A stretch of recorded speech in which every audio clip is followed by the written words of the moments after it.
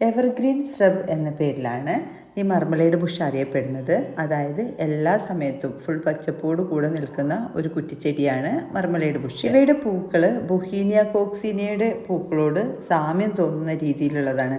നമ്മുടെ കണ്ണഞ്ചിപ്പിക്കുന്ന രീതിയിലുള്ളൊരു നിറങ്ങളാണ് ഇവയ്ക്ക്. 3 നിറങ്ങളിലായിട്ടാണ് ഇതിൻ്റെ പൂക്കൾ കാണപ്പെടുന്നത്. യെസ്റ്റർഡേ ടുഡേ ടുമോറോ ഒക്കെ പോലെ വിരിയുന്ന സമയത്ത് ഒരു യെല്ലോ ഷെയ്ഡിലായിരിക്കും, പിന്നീട് ഒരു ഓറഞ്ച് ഷെയ്ഡിലേക്ക് മാറും, അവസാനമായിട്ട് അതൊരു റെഡ് ഷെയ്ഡിലേക്ക് മാറുന്നു. ശരിക്കും ഇങ്ങനെ തീനാളങ്ങൾ പോലെ തോന്നിക്കുന്ന ഈ പൂക്കൾ തന്നെയാവും ഫയർ ബുഷ് എന്ന പേര് ഇതിന് നൽകിയിരിക്കുന്നത്. ഇതൊരു കുറ്റിച്ചെടിയാണ്. നമുക്ക് കട്ടിങ്സ് ഉപയോഗിച്ച് പുതിയ പ്ലാന്റ്സുകൾ ഉണ്ടാക്കിയെടുക്കുകയും ചെയ്യാം.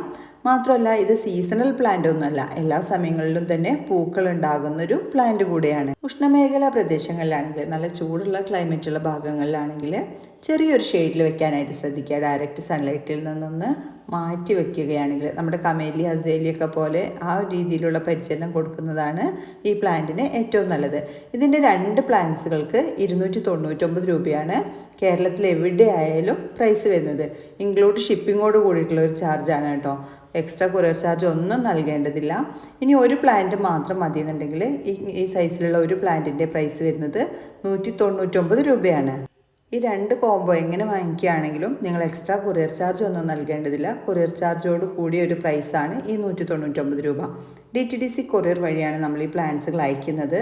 അപ്പോൾ നിങ്ങൾക്ക് ഈ പ്ലാന്റ്സ് വാങ്ങിക്കാൻ താല്പര്യമുണ്ടെങ്കിൽ സ്ക്രീനിൽ കൊടുത്തിരിക്കുന്ന വാട്സപ്പ് നമ്പറിലേക്ക് മർമലൈഡ് ബുഷ് അല്ലെങ്കിൽ ഫയർ ബുഷ് എന്ന് ഒന്ന് മെൻഷൻ ചെയ്തിട്ട് മെസ്സേജ് അയച്ചാൽ മതി. ഒരു പ്ലാന്റ് ആണോ 2 പ്ലാന്റ്സിൻ്റെ കോംബോ ആണോ വേണ്ടതെന്ന് പ്രത്യേകം മെൻഷൻ ചെയ്യണം. പ്ലാന്റ്സ് അൺബോക്സ് ചെയ്യുന്ന സമയത്തുള്ള വീഡിയോയോ ഫോട്ടോയോ എടുക്കാനായിട്ട് പ്രത്യേകം ശ്രദ്ധിക്കുക. ആ സമയത്ത് പ്ലാന്റ്സ് നിങ്ങൾക്ക് തീരെ റെഡിയായി കിട്ടാത്ത രീതിയിലുള്ള ഡാമേജ് ഉണ്ടെങ്കിൽ നമ്മൾ റീഫണ്ട് ചെയ്ത് തരികയോ അല്ലെങ്കിൽ അടുത്ത തവണ എന്തെങ്കിലും പ്ലാന്റ്സ് എടുക്കുന്ന കൂടെ അയച്ചു തരികയോ ചെയ്യുന്നതാണ്.